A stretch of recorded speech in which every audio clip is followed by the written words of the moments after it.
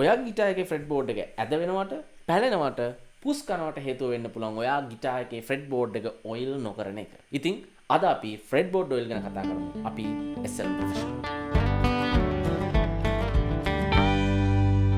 කාරණාව මෙන්න මේකයි. සාමාන්‍යයෙන් අපි ගිටාර් එකක් පාවිච්චි කරද්දී බහුතරයක් අය ෆ්‍රෙට්බෝඩ් එකට තමයි අඩුම සැලකිල්ල දෙන්නේ. ඉතින් අපි හිතන විදිහට SL Unprofessional අපේ මතේ හැටියට නම් ඔයා වැඩි සැලකිල්ලක් දෙන්න ඕන ඔයාගේ ගිටාර් එකේ ෆ්‍රෙට්බෝඩ් එක. මොකද ඔයාගේ ගිටාර් එකේ ෆ්‍රෙට්බෝඩ් එකේ කන්ඩිෂන් එක මත ඔයා ප්‍රැක්ටිස් කර නැත්නම් ඔයාට ගිටාර් එකේ ෆීල් වෙන එක වෙනස් වෙනවා. මේකයි කාරණේ. ෆ්‍රෙට්බෝඩ් හදන්නේ සාමාන්‍යයෙන් wood ලීයෙන්නේ.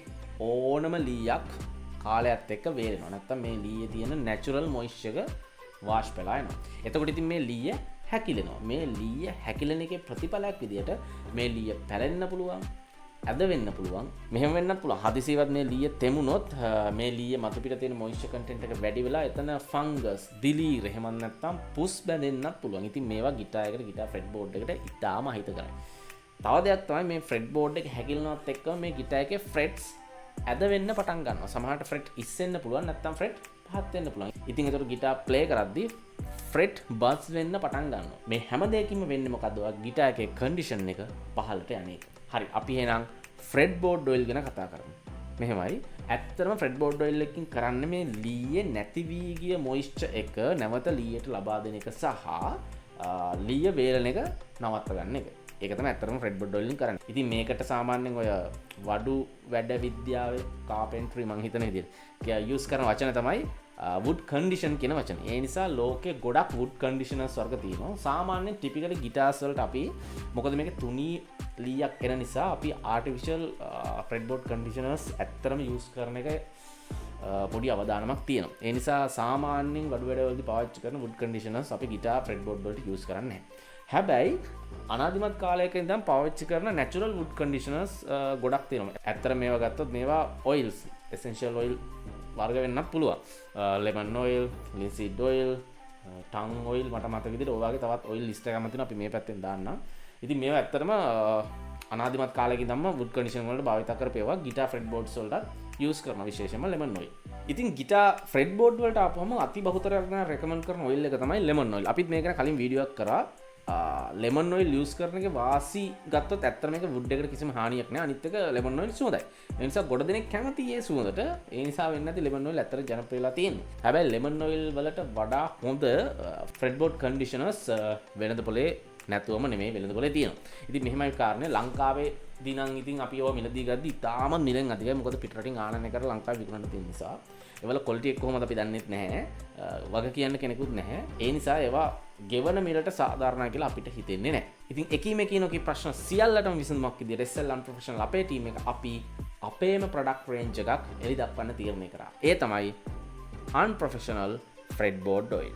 ඇත්තටම කිව්වොත් මේක අපේ අවුරුදු 2ක විතර මහන්සි ප්‍රතිඵලයක්. අපි ගොඩක් රිසර්ච් කරා. රිසර්ච් කරන්න කලින් ගොඩක් රෙෆරන්ස් මැටීරියල්ස්, රිසර්ච් ආටිකල්ස් මීට කලින් කරලා තියෙන ඒවා wood workers ලගේ අදහස්, අනිත් ගිටාරිස්ට් ලගේ අදහස්, ගිටාර් රිපෙයාර් කරන අයගේ අදහස්, මේ සෑහෙන දේවල් වල ප්‍රතිඵලයක් විදිහට තමයි මේ ගවේෂණයේ ප්‍රතිඵලයක් විදිහට තමයි අපි අපේ ප්‍රොඩක්ට් තුනක් අපි ඔයාලට අද ඉන්ට්‍රොඩියුස් කරන්න යන්නේ. ඉතින් අනිත් කාරණේ තමයි මේවා මේ එසේ මෙසේ හිතපුවට හදපුවත් මේ හිතලා හදපුවත් නෙමෙයි. අපේ ටීම් එකේ ඉන්න දෙන්නෙක්ම ඇත්තටම කිව්වොත් කෙමිස්ට්ලා, රසායන විද්‍යාඥයින්ද, රසායන වේදීන්ද අහගන්නත් බැරුම කමන්නේ. ඒ පිළිබඳ නොලෙජ් එක තියෙනවා. ඉතින් ඒ අයගේ අදහස් දැනුම යොදාගෙන තමයි ඇත්තටම අපි මේ ප්‍රොඩක්ට් තුන ඉල්ලෙක්වේ. හරි, එතකොට අපි මේක හදන්න මොනවද යූස් කරලා තියෙන්නේ? රයිට්. ඔයාලට පේනවා මෙතන varieties තුනක් තියෙනවා. 91 original, 92 express and 93 maple. අපි මේ ප්‍රොඩක්ට් තුනටම යොදාගත්ත බේස් එක විදිහට පාවිච්චි කරේ ඇත්තටම linseed oil. linseed oil කියන්නේ ඇත්තටම wood condition වලදී භාවිත කරන ජනප්‍රිය සහ ලෝකේ වැඩි දෙනෙක් පාවිච්චි කරන oil එකක්. ඊට අමතරව අපි තවත් essential oils ගණනාවක් මේවට mix කරලා තියෙනවා අපිට අවශ්‍ය condition එක ලබා ගන්න මේ fretboard එකට. ඉතින් මේක වර්ග තුනක් තියෙන හේතුව තමයි මම කතා කරොත් 91 මේ ඔරිජිනල් ෆෝමියුලා එක. මේක තමයි අපි මුලින්ම ඩෙවලොප් කරපු ෆෝමියුලා එක. ඉතින් මේ ෆෝමියුලා එක ඕනම ගිටාර් එකකට ගැලපෙනවා. හැබැයි අපි මේක පොඩ්ඩක් එක්ස්පෙරිමන්ට් කරද්දී අපිට තේරුණා මේ ඔයිල් එක ආලේප කරාට පස්සේ දැව නැත්නම් මේ ලීයට උරාගෙන පැය 24ක් 48ක් වගේ කාලයක් යනවා. ඒ නිසා ඔයාට මේක හදිසියෙ යූස් කරන්න බෑ. ඔයා මේක ඇප්ලයි කරලා තියන්න ඔයාට පැය 24ක් නැත්නම් 48ක් මේක wood එකට ඇබ්සෝබ් වෙනකම්. ඉතින් ඒක දියුණු කරලා හදපු එක තමයි 92 මේක ඇත්තටම ආලේප කරාට පස්සේ ඔයාලට ඒ වෙලම යූස් කරන්න පුළුවන්. ඔයා පැවිසි 4 48ක් තියන්න අවශ්‍යතාවයක් නැහැ.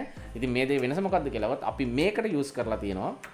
මේකට යූස් කරන ඉන්ග්‍රීඩියන්ට්ස් වලට අමතරව solvent agent එකක්. අපි mineral solvent agent එකක් යූස් කරලා තියෙනවා මෙන්න මේ 92 product එකට. හැබැයි මේක ආලේප කරාට පස්සේ solvent එක වාෂ් වෙලා යනවා. ඒ නිසා කිසිම solvent එකේ කිසි දෙයක් මේකේ ඉතුරු වෙන්නේ නැහැ. හරි ඊළඟට ඉතින් 93 මේපල් කියලා ගහලා තියෙන හින්දා ඔයාලට තේරෙනවා ඇති මේක මේපල් වුඩ් ෆ්‍රෙඩ්බෝඩ් වලට යූස් කරන එකක්. ඇයි ඉතින් මේපල් වුඩ් වලට ස්පෙෂල් එකක් ඩෙවලොප් කරේ? කාරණා කීපයක් තියෙනවා. මේපල් වුඩ් එක කියන්නේ ඉතාම හાર્ඩ් වුඩ් එකක්. මොකද මේ ඒ වගේම මේ වුඩ් එකේ ස්පෝර්ස් නැත්නම් මේ වුඩ් එකේ සිදුරු ඉතාම අඩුයි. ඒ නිසා මේපල් වුඩ් එක ඇතුළට ෆ්‍රෙඩ්බෝඩ් එක ඇතුළට අපේ ඔයිල්ස් පෙනිට්‍රේට් කරනවා ටිකක් අඩුයි වගේ අපිට අපේ එක්ස්පෙරිමන්ට්ස් වලින් තේරුණා. අවුරුදු 2ක එක්ස්පෙරිමන්ට්ස් මම ඔයාලට කිව්වනේ. ඉතින් මේ ඔයිල්ස් දෙකේම ඒ අඩුපාඩුව තියෙනවා මේපල් වුඩ් වලට. ඒ නිසා තමයි ස්පෙෂල් ෆෝමියුලා එකක් ඩෙවලොප් කරේ මේපල් වුඩ් ෆ්‍රෙඩ්බෝඩ් වලට. ඒ වගේම තව විශේෂ දෙයක් කියන්න තියෙනවා මේ ප්‍රොඩක්ට්ස් තුනම made in Sri Lanka. මේකට use කරපු raw materials, මේ bottles, මේ caps, මේ labels 100% අපි locally source කරගත්ත ඒවා made in Sri Lanka. ඉතින් මේ products තුනම මිලදී ගන්න අවශ්‍ය links අපි පල්ලා description එකේ දාලා දෙනවා. ඔයාලට අවශ්‍ය නම් cash on delivery කරගන්නත් හැකියාව ලබා දීලා තියෙනවා. හරි. ඉතින් අපි ඊළඟ දවසේ අලුත් වීඩියෝ එකකින් හම්බෙමු. ජය වේවා.